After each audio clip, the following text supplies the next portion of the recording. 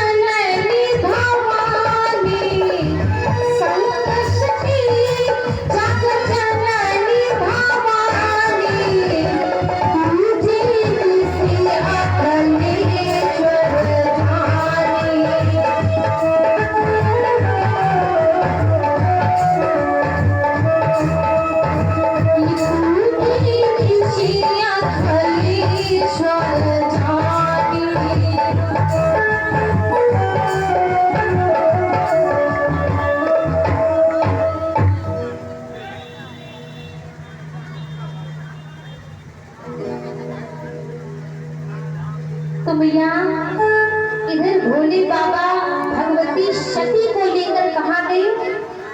कुंभज ऋषि के आश्रम। और देखिए कुंभज ऋषि है कौन?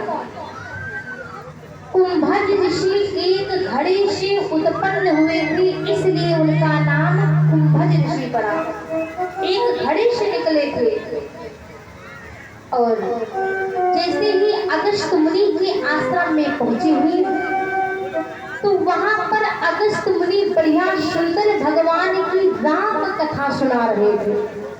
जैसे आप लोग मैया बैठी हो, उस प्रकार वहां पर भी त्रेता युग में ये कथा चल रही थी। तो वहां पर अगस्त मुनि राम कथा कह रहे थे। और जैसे ही भोले बाबा भगवती सती के साथ कहाँ गए? कुंभज ऋषि के आश्रम में। और जैसे अगस्त मुनि ने देखा, खड़े होकर के दंडवत प्रणाम भगवान को किया है, क्योंकि भोले बाबा जगत के पालनहार हैं। तो इस प्रकार मैया भोले बाबा और भगवती सती मैया ऐसे ही बैठ करके अगस्त मुनि ने राम कथा कहना प्रारंभ किया। और उधर अगस्त मुनि कहना प्रारंभ किए हैं और भोले बाबा तथा भगवती सती दोनों लोगों ने राम कथा सुना। लेकिन जैसे कि यहाँ पर कुछ माताएं हैं, कुछ तो सुनती हैं ध्यान से और किसी का मन इधर उधर किया करता है। उसी प्रकार सती मैया जो थी, भगवान की गाथा ध्यान से नहीं श्रवण किया। उनका मन इधर जाए उधर जाए। लेकिन भोले बाबा कौन थे? भोले बाबा भगवान राम के परम भक्त थे। वो बड़ी ध्यान से भगवान की कथा सुन रहे थे। तो मैया जैसे ही कथा समापन हुई, उनका विराम हुआ, तो राम कथा जो थी, राम कथा मुनि बरज बखानी, सुनी महेश परम सुखमानी।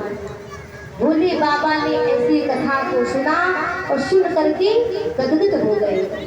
और भगवती सती ध्यान से कथा नहीं सुनी है। उसके बाद में मैया जैसे ही कथा विराम हुई, भोले बाबा और भगवती सती दोनों लोग जाने लगे हैं। रास्ते में भगवान रामचंद्र जी 14 वर्षों के लिए वनवास गए थे। ये केवल एक लीला कर रहे थे त्रेता युग में। और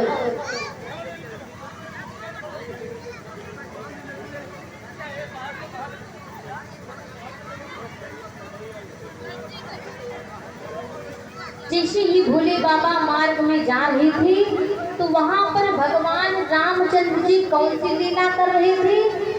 सीता मैया का हरण हो गया और भगवान राम तथा लक्ष्मण वन वन में भटक रहे हैं और सबसे पूछ रहे हैं। पेड़ से पूछते हैं, पक्षियों से पूछते हैं, हिरनी से पूछते हैं, हे खाव्य मृग ही मधुकर श्रेणी, तुम देखी सीता मृग नयनी।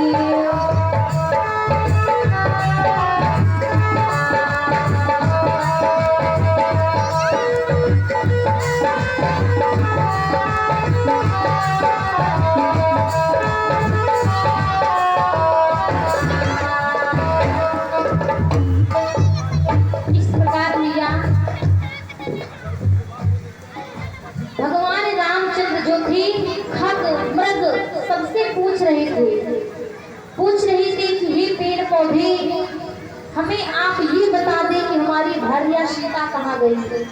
मृग नयनी यानी मृग से भी पूछ रहे हैं कि हमारी सीता कहाँ गई। तो मैया उसके बाद जब भोले बाबा ने देखा तो भोले बाबा भगवान राम को देखकर दंडवत प्रणाम किया है। और जैसे प्रणाम करने लगे, श्रीधर सती मैया जो थी, सती मैया कहने लगी,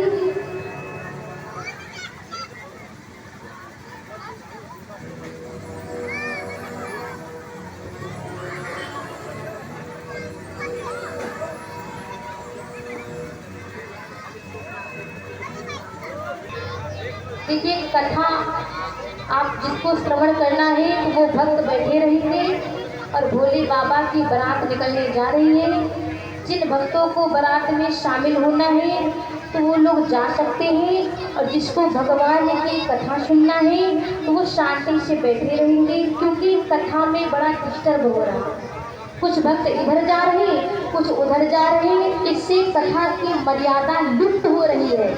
और जब भगवान की कथा ध्यान से व्यक्ति नहीं श्रवण करता तो मैया बाद में यही होता है कि इस कथा में क्या बताया गया है, समझ में कथा नहीं आती।